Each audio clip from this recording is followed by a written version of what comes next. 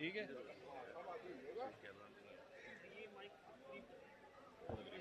जी। जी अस्सलाम वालेकुम। जैसा कि आपको पता है उस्मान डार साहब के आज कुछ केसेस लगे हुए थे, मैं थोड़ा सा बता दूं, बाकी ये खुद बात करेंगे।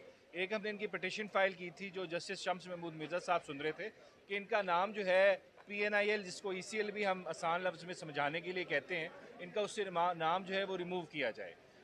ये सुना गया, FIA के को जवाब सुना गया, उनके पास कोई चीज़ का उन्होंने कोई जवाब नहीं पेश किया कोर्ट में कि क्यों इनका नाम वो PNIL में डाला हुआ है और इनको उम्रे पे क्यों नहीं जाने दे रहे इनकी फैमिली के साथ। तो जस्टिस शम्स महमूद मिर्ज़ा ने सुना है उसको, केस को, और उन्होंने वो पिटिशन अलाउ कर दी है और FIA को और इंटीरियर मिनिस्ट्री को डायरेक्ट किया है कि इनको उम्रे पे जाने के लिए रोका ना जाए। और उस्मान डार का ये बुनियादी हक है, वो अपने मज़हब जो आइन हमारा कहता है कि हर शख्स को मजहबी आज़ादी है, फिरने की आज़ादी है, फ्रीडम ऑफ मूवमेंट है। तो उनका हम बड़ा शुक्र अदा करते हैं। शम्स महमूद मिर्ज़ा साहब ने बिल्कुल दिखाया है कि इस मुल्क की जुडिशरी अगर इन्फोर्समेंट करना चाहे फंडामेंटल राइट्स तो बिल्कुल कर सकती है। ये बाकी जजेस के लिए भी एक लेसन है। और दूसरी, हमने उस्मान साहब की एक पिटिशन फाइल की थी, जो आपने खबर देखी होगी पिछले दिनों एक चली के रावलपिंडी में वो 9 मई का केस है, आरे बाज़ार की FIR है, जिसमें इनके non bailable arrest warrants issue हुए हैं। FIR ये नॉमिनेटेड नहीं है, सप्लीमेंट्री स्टेटमेंट में बिल्कुल बदनीति के साथ इनका नाम डाल दिया गया था उस पर, क्योंकि ये तो उस वक्त वहाँ पे मौजूद भी नहीं थे।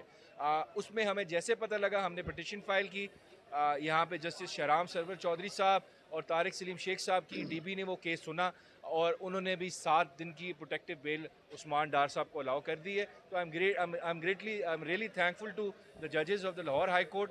और कल हमने देखा कि इस्लामाबाद हाई कोर्ट के जजेस ने भी इस मुल्क में दिखाया है कि इस मुल्क में अभी भी वो जजेस हैं जिनका ज़मीर जो है वो जाग रहा है और वो आइन और कानून के साथ खड़े हैं, बुनियादी हकूक़ के साथ खड़े हैं। तो बिल्कुल अगर जुडिशरी अपना काम इस तरह करना शुरू कर दे तो मेरे ख्याल से वो लोग जो इस मुल्क की लॉ इन्फोर्समेंट एजेंसीज की वजह से सफ़र कर रहे हैं वो सफ़र करना बंद हो जाएगा और जुडिशरी जो है अपना काम करना शुरू कर देगी। बाकी उस्मान डार साहब से आपको बाकी बात करेंगे। हाँ, बिस्मिल्लाहिर्रहमानिर्रहीम। में सबसे पहले जी काबिल एहतराम जस्टिस शम्स महमूद मिर्ज़ा साहब का और जस्टिस शहराम सरवर चौधरी साहब का दिल से शुक्रिया अदा करता हूँ। और मुझे दिली खुशी है कि आखिरकार हमें अदालतों से इंसाफ मिलना शुरू हो गया है और जो बुनियादी हकूक़ हमारे सलब कर दिए गए थे, कुछ अरसे से आप देख रहे थे अदालतों से बेलें भी नहीं हो रही थी और जिस मुश्किलात का हमें सामना था, और बिलाखिर अल्लाह ताला का मैं लाख लाख शुक्र अदा करता हूँ कि मैंने एक नीयत की थी कि मैं अल्लाह ताला के हजूर जाकर शुक्राने के नफल भी अदा करूँगा, उम्रे की भी अदायगी करूँगा।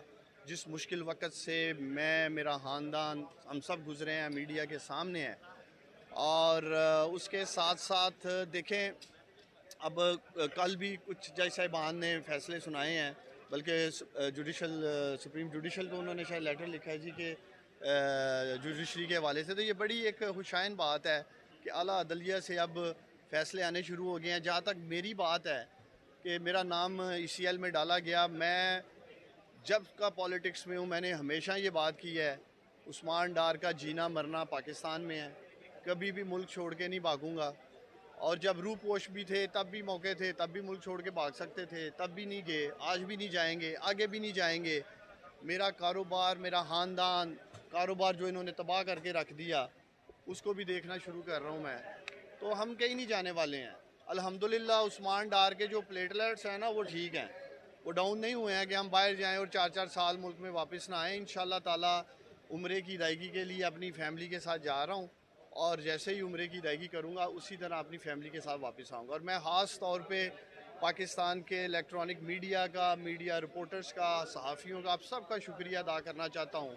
आप लोगों ने मेरे लिए, मेरी ख़ानदान के लिए और ख़ास तौर पे जो जुल्म